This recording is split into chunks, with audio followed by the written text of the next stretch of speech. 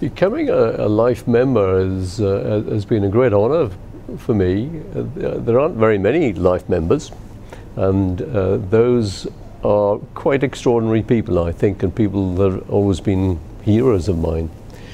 It's easy to forget a bit about the history of ASMS. You know, it was formed 1989.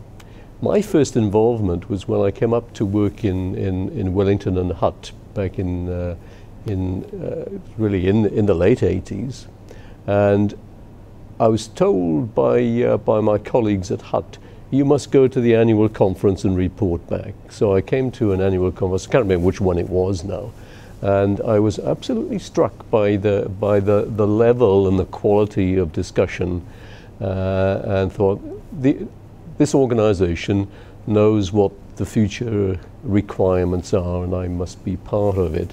So I attended pretty much every conference after that.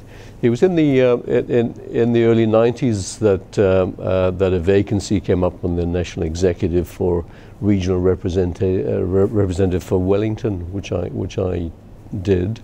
And I stayed on the executive then for the next 8 years, left it for 2, came back for another 8, and eventually finished in 2011. Every time I went to an executive meeting, I came out feeling better. So they were always very enjoyable. The discussion was good, and there's always such a lot of thoughtfulness. The great memories, really, I think, are from the 90s. You will remember that there was this wave of neoliberalism that came into politics and economics at that time, and there were some absolutely crazy policies adopted, not just by the right wing of politics either. And ASMS had to fight really a rearguard action against chipping away at the stability and the quality of the public health service. I think it did it pretty well as well.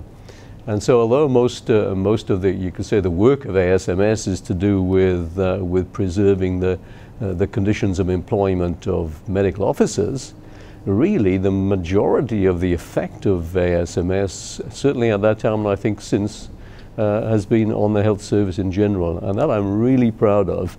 And so now to be made a life member of that organisation is quite thrilling. It's great.